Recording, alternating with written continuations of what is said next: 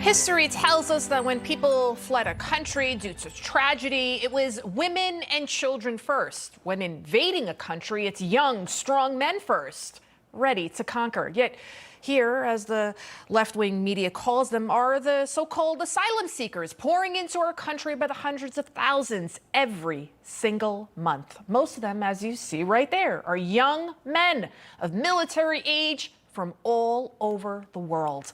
Normally, during the brutal summer months, border encounters go down, but they've actually been skyrocketing. In August, the number of so-called migrants allowed to enter the United States hit a record 230,000.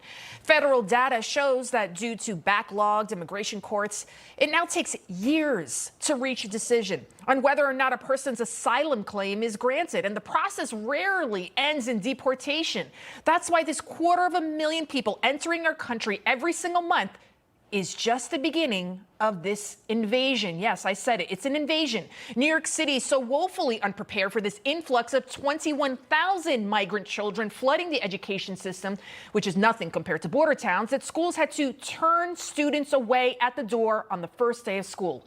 None of the illegal migrant kids speak English. Many of them don't speak Spanish. A friend of mine who's a public school teacher was telling me she has 3 kids from South Korea, 2 from Venezuela. So you tell me how this is all going to work. By the way, none of these kids have to get vaccinated either.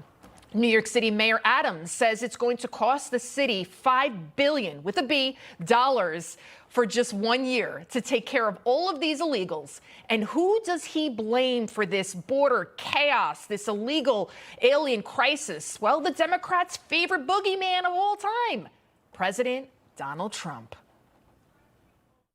But let's be clear, this mess is Trump like Republicans mess.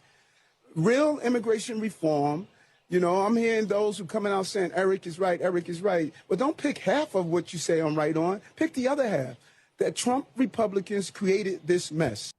Right. Trump Republicans created this mess. Wow. Really? Mayor Adams clearly trying to clean up his comments after he said this just the day before, 24 hours earlier, when he lamented that the federal government wasn't giving New York City any support.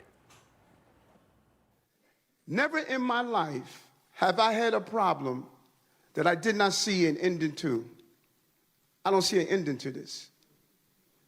I don't see an ending to this. This issue will destroy New York City. Destroy New York City. Do you see how Democrats never call out Joe Biden? Because they all know that this is all part of the master plan. And what is that plan? To bring in as many future Democrat voters as possible.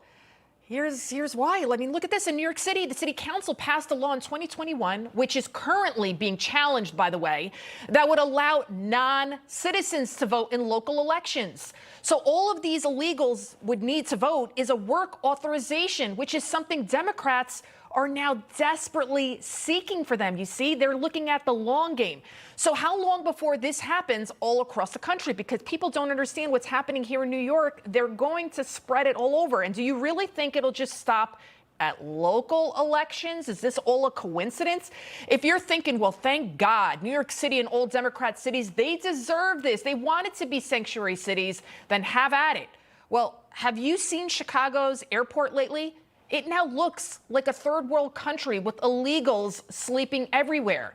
In other cities throughout our nation, drug overdoses are happening in record numbers in Philadelphia, San Francisco, thanks again to an open border policy that allows the cartels to do whatever they want to whomever they want.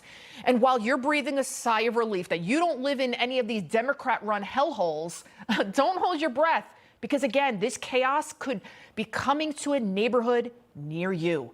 Listen, I am all for immigration, legal immigration. It's one thing if these people were being religiously persecuted, say Christians in Somalia, Nigeria, you name it, or Afghan women fleeing the Taliban.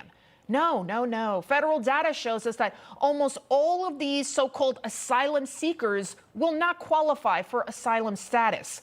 So not only are our tax dollars paying for these people's health care, education, food, clothes, housing, you name it, we're doling out billions of our hard-earned money for people who broke the law. Again, I wouldn't be here if not for immigration, and probably neither would you. But not only is Biden allowing this mass invasion, he is aiding and abetting it, subverting our Constitution, our democracy, and he must be stopped. And whether you like him or not, there's really only one man who can stop him.